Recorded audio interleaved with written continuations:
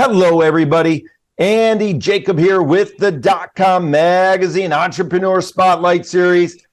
I have a great show today. Settle back in your chairs. You know, you come on the .com Magazine Entrepreneur Spotlight to see the best of the best and people that are really changing the dynamic of their particular space. You come on because there's information from real leaders and people that are doing things that are very different than the norm. And we have one of those sort of trailblazers, zeitgeist type entrepreneurs on the show today. His name, of course, is Mr. Charlie Lass, and he is the founder of Humble. And when you hear what Humble's doing and what they're creating for entrepreneurs, for startup founders, for business people, you're going to be very intrigued. It's a great platform, and what they're trying to develop is something that really hasn't been done before. So I'm very excited to have Charlie on the show early. Charlie, welcome to the .com Magazine Entrepreneur Spotlight Series today. Thank you very much for having me. That's a hell of an intro. Yeah, thank you, Charlie. It's great to have you. You know, your background and experience, I mean, it just reads like a who's who of entrepreneurship. You've done so much in your life, but here we are with Humble. When we heard about it, we got so fascinated with what you're doing. Before we get started, though, you know, we always start by pulling the lens back to 30,000 feet on the show. Tell us what you're doing at Humble, and then we're going to get into it. Great. Thank you very much. Humble is essentially the Netflix and Spotify of startup content. Rather than having to trawl the internet and find distractions on YouTube or being sold to on LinkedIn or fabrications on TikTok, Humble is one place for everything a startup needs and nothing more. Yeah, I love it. So we're talking about startups. We're talking about a place that's much different than the usual places that people go to with all the trolling and all of the, sort of negative energy. You're making Humble a different kind of a place. Let's talk about how it's different than the norm right now. Yeah, great. So if I wanted to learn a specific thing about an early stage business, how should I incorporate as a C Corp or an LLC? The first place we will go is Google. Now, you're going to get 3 million results for the same question. You don't need that much stuff. It's disheartening, it's stressful, and it steers people often in the wrong direction. Humble is a platform where real experts who've been through it, experienced entrepreneurs who've got advice for their peers or for those just starting out that helps them distill that information into one easy to consume piece. Yeah, I love it, Charlie. Of course, you know from watching the show yourself that we always talk about entrepreneurship and mentoring and entrepreneurship and startups and getting advice from experts, getting advice from people that have been through it before. And on this platform, you're talking about having world-class leading experts that are talking to the entrepreneurs and startup founders that come to the platform in a meaningful way, in a way that there's a dialogue, in the way that people can learn very, very quickly, where they can cut through all the noise and get the best of breed information in one place. Is that the basic idea? Yeah, absolutely. That's a really good way of putting it. I'm actually going to write that down. We only have there are only 1,000 experts on the platform at launch, and a very good reason for that.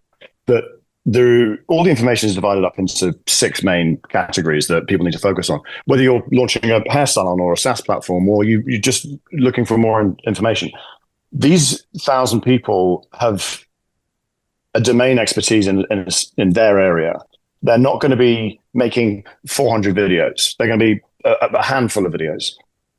Every bit of information that we receive, if it's recorded, we will take the audio out in case people prefer to listen to podcasts. We will transcribe it in case people like to listen to articles. And we're going to translate every piece of content into 8 languages.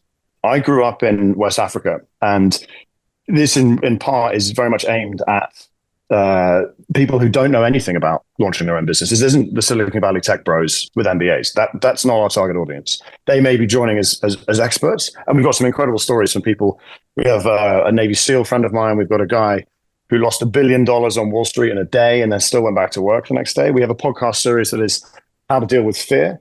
It's really in real insight with a focus on providing mental strength No, we're not a mental health resource, but the information that we deliver is done so in a way that there are no stupid questions. Yeah, I love it. No stupid questions. We talk about that on the show, as you know, Charlie, because younger entrepreneurs, startup founders, they're worried about asking questions that make them maybe look like they don't know what they're doing. And we always say, ask those questions, because you're only going to have to ask that question one time in your life and get the right answer. And the key is asking that question to the right expert that's going to give you that answer that you'll never forget. And that's really what Humble's all about. So we've gone out and found these experts, so people don't have to rely on their network or their industry or even their location. And these guys are willing to offer mentorship. Most of the content provided on the platform is provided for free, but there is a subscription if you want to access those experts directly. And it's available everywhere. Yeah, I like it, because when we think about the types of people that you've invited on the platform to provide their expertise, a lot of them, like you said, have really skinned their knees. They fell on their behind. They got knocked around a few times. You know, you've got the expert that lost $1 billion one day and the next day went in, to work. And that's the type of entrepreneur that we want to learn from. Someone that just had it easy their whole life and never had a problem, never had a skimmed knee or fell on their behind. Those types of people, they don't really understand what it really takes to be in the trenches, like startup founders, because startup founders, they're going to push and push, and they're going to work those long hours, and they're going to get hit from every side, and they're going to hit walls and problems. But what I like about what you're doing is you're a resource for sort of positiveness, I guess I could call it. You want to give the people the real deal. You want to give the people that come on the platform an understanding of what it really takes to be an entrepreneur. Is that one of the great ideas of Humble? Yes, that's exactly right. This is from people and it doesn't have to be massive success. But we're not just bringing in people who, are billionaires or whatever. It's people who haven't necessarily succeeded. You've got the best stories and the best lessons if you haven't succeeded. And this is all born out of my journey, my experience. And I've gone through 4 launches, 3 exits, and a nervous breakdown. And it was that 4th company that just, even with 20 years experience, with the degree from MIT as a white British man, where everything is supposed to be easy. Even I was like, this is really, really hard. And eventually my brain just shut down and said, look, you've got to take a break here. And I thought then, if it's that hard for someone who's got the exposure and experience that I do, it must be extremely hard for everybody else. And I thought back to how it was when I first began and asking those, or not wanting to ask those questions. And I remember an early mentor of mine said, if you're not making a fool of yourself, you're making a fool of yourself. Yeah, I love it. And you're self-disclosing, Charlie, because you've been through it and you know how hard it is. And yes, you've had your successes, but one of the companies led you to a situation where you had a crossroad and you said to yourself, wow, if this has become so difficult and challenging for me with all of my experience, all of my success, all of my education, all of my background, all of my experience, all of my opportunity, what's it like for someone that doesn't have any of that to start a company? It has to be just such a difficult sort of thing and an imposing thing to look at. And that's why you created Humble out of this situation and this mindset that you had throughout the years. And it's really, really impressive. When we think about it, there's so much to think about. Yes, startup founders, they have an idea, but how do we form it? Do we form an LLC? Do we form an S Corp, a C Corp? What about protection? What about insurance? What about copyrights? All of these things are things that have to be discussed, and you have to learn from someone that's been through it so they can give you what I call the straight shot. So let's talk about the straight shot. How important is it that your experts give the straight shot, I'll call it, to the people coming on the platform? Well, it's essential. It's essential. Getting that straight shot, getting that real information is vital. It's the basis of why we selected them to be on it and how they're going to be successful as experts on our platform. And we have rules. We've primarily taking people's content, allowing people to put content on that is already posted on LinkedIn. The reason for that is that you don't have a, hey guys, subscribe to my channel stuff on LinkedIn. You don't have people selling things directly necessarily. You don't have sponsorship and all that stuff. So it's clean video, it's clean content, and people, for the most part, get to the point. And that's one of our biggest rules, is that if you have bad audio, you can't do it. And if you're not actually getting to the point straight away, then it's not going to be worthwhile.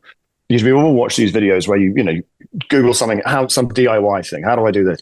And it's a minute and a half of the guy talking about his life story and the way he had for breakfast. And then he tells you how to do the thing, by which point you've scrolled past it and like, well, now I've got to go back and do it again. All that does is add to the mental load.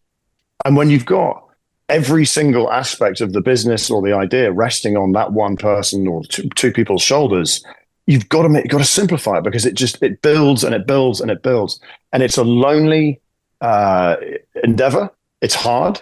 I mean, everybody knows it's hard, but people don't know quite how hard it is. And I've got lots of stories that from the 400 founders that helped us devise the kind of content structure. We have a taxonomy of like 10,000 things that, if it were possible to be linear, we have that plan, but it's not. You can't do it. If it were painted by numbers, then great, but sadly it's not. And so these guys said, look, I want to share this information, good and bad, so that other people don't go through the same stresses. Yeah, I love it. Of course, you talk about getting straight to the point. So let's get to it. How do people join the platform? Is it a model where they can consume everything they want? Do they pay per piece of content or information that they need? How does it all work for the people who are startup founders wanting to come on the Humble platform? It's a similar format to other media platforms. The closest is Netflix, where you're free to search for whatever you like, but we also provide guides and categories of certain things, types of movies or whatever. It's the type of content and the subject matter that you can apply to your situation however you need it. Most of it's free. And then there is a subscription side of it as well, which gives you access to the marketplace, which is tools and software and things that you need to get moving, plus reviews of those important things.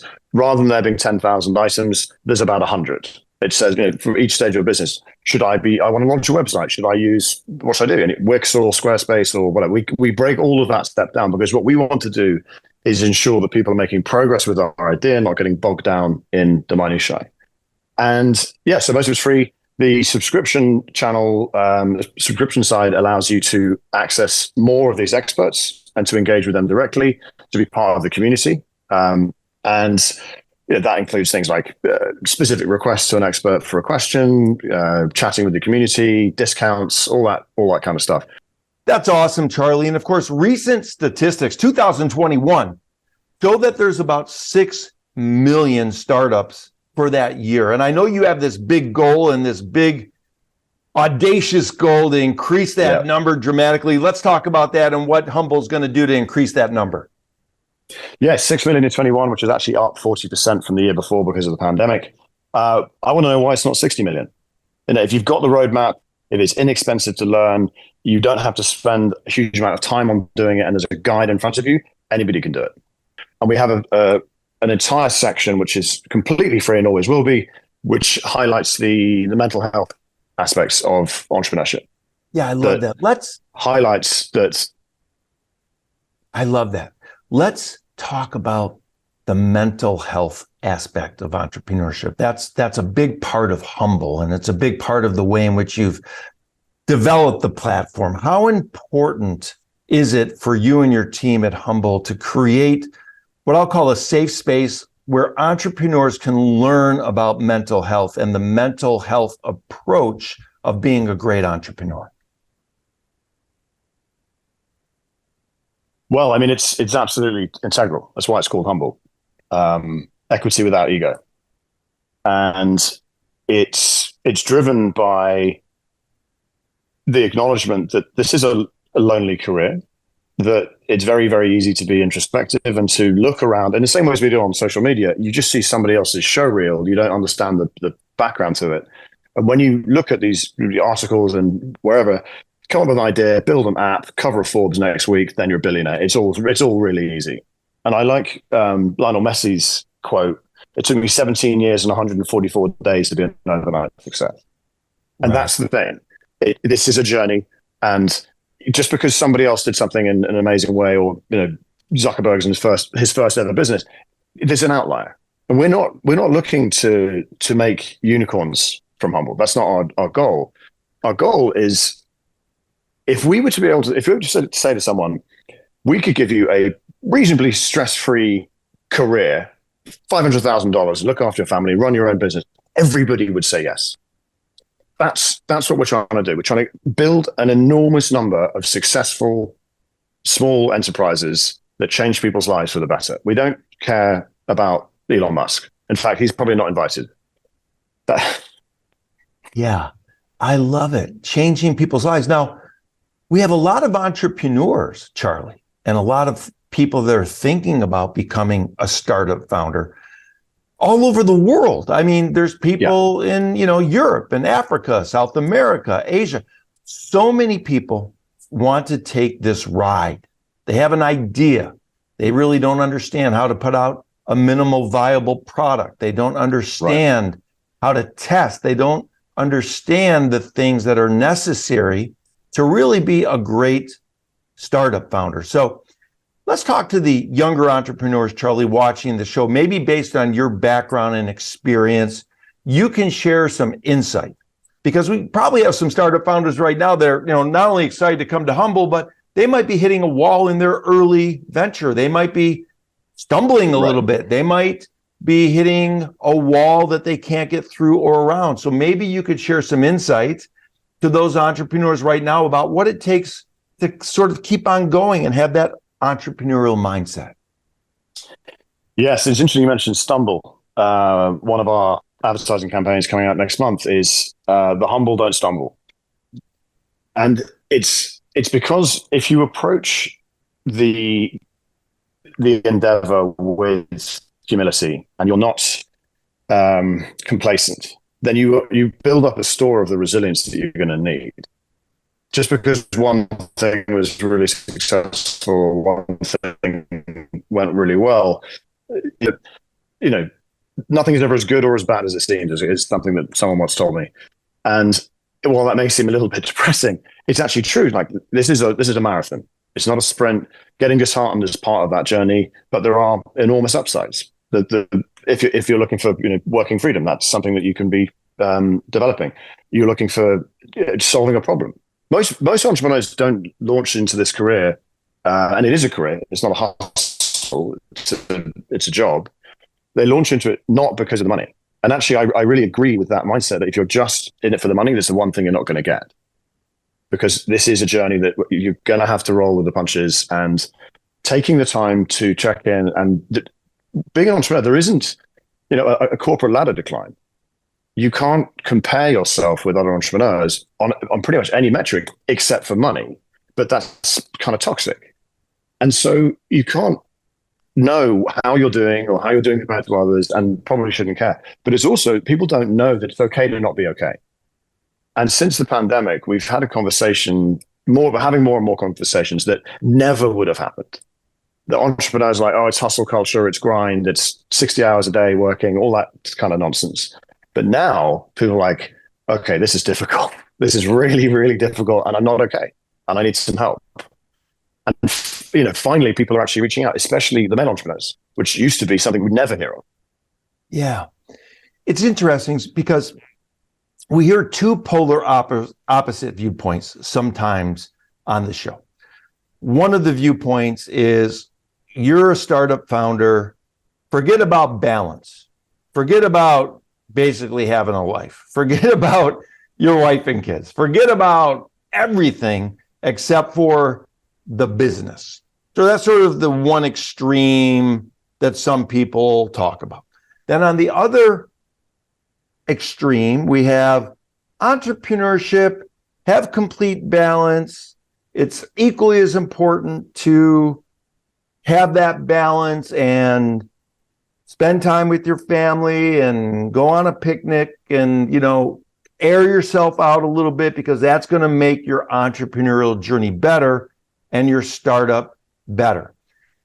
Could we agree that perhaps it maybe falls somewhere in the middle, or do you take a position one way or the other on that?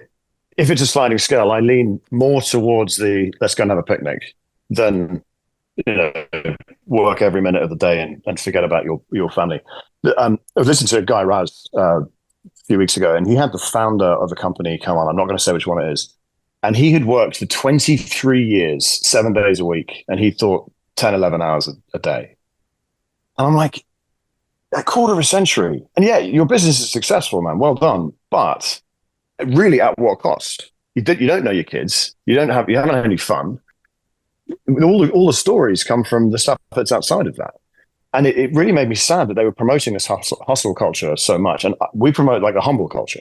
We're not saying, you know, only work when you're feeling in the perfect mood. We're saying, look, just don't destroy yourself and don't waste your capabilities by burning out. Burnout is so destructive. And the main people that are able to change this are investors, I think.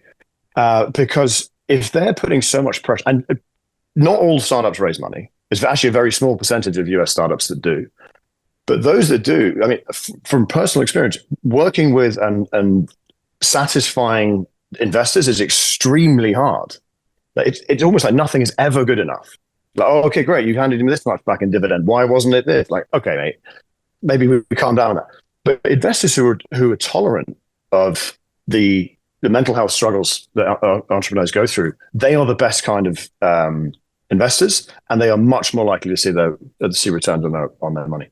Yeah, it makes sense. You know, we had someone on the show who spoke about a friend who he put together a dream board for about 20 years ago. And it was a financial dream board. And the man was about 60 years old when they put it together. And 20 years later, he went to his 80th birthday party, Charlie. And the man had everything on his dream board. He had the big house, he had the boat, he had all the money in the bank.